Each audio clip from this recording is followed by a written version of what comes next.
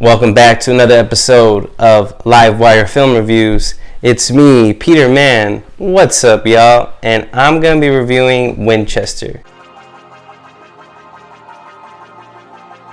The film centers in on Sarah Winchester, the heiress of the Winchester Rifle Company. This is the story of the haunted house in which she lives in. The company itself is questioning her sanity, and that is when Dr. Eric Price comes in to evaluate her and see if they can prove that is she sane enough to take on the company. When Dr. Price is welcomed into the home, he doesn't realize that there are ghosts within the numerous rooms of this haunted mansion. Pros of this film.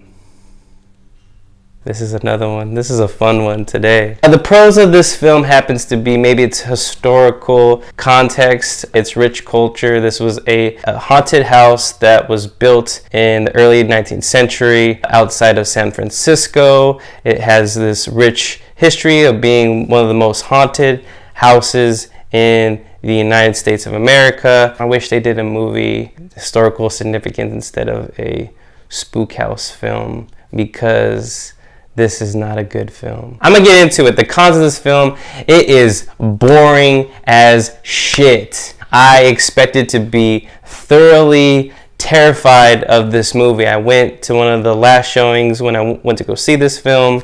I kicked up my feet. I was like, you know what? F all the critics out there that are giving this movie this nasty reviews, not scary and whatnot. I went in here and I was like, you know what? It might be a bad film, but let me see if I can have fun with it. Guess what I did throughout the whole film? I was nodding off. I think things in the theater were actually more interesting of what was going on in screen. We had like these teens that showed up in the middle of the showing, were making this ruckus, ran out of the theater. Okay, woke me up. There was somebody in the back. I think there was these two couples that might have had sex or something, and then they dropped their alcoholic beverage because some glass shattered. That was actually the most scariest part of the movie-going experience I had, and then I nodded off. All these scenes of terror and suspense, they're pretty cookie cutter. They're run-of-the-mill. So I was nodding off. I knew when the ghosts were gonna pop out and scare, but I saw it coming. So I nodded off. And if it wasn't for the three older Hispanic ladies that were screaming every 5 minutes,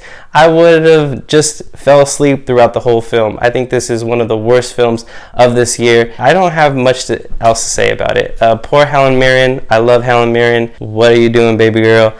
I have no idea. You still look good for your age, and you were probably one of the main reasons why I wanted to go see this film. Unfortunately, you couldn't even pique my interest because I was going to sleep. Jason Clarke, I've seen him in way better films, and he just was sleepwalking through this film. I really hope to have found some kind of fun in the film. I think the only thing that I really liked about it is kind of this old kind of 1970s intro to the opening scene of when the title credits roll of Winchester. That was probably the best thing of the film. Otherwise, I was snoring. Obviously, you're gonna know what my review is, and this is 0 out of 5 stars. One of the worst piece of crap horror films that you'll see this year. This is Peter Mann. What's up? Be sure to like this movie review. Be sure to subscribe to our channel. Be sure to go and listen to our in-depth podcast at soundcloud.com. But most importantly, you have yourself a wonderful day. This is LiveWire.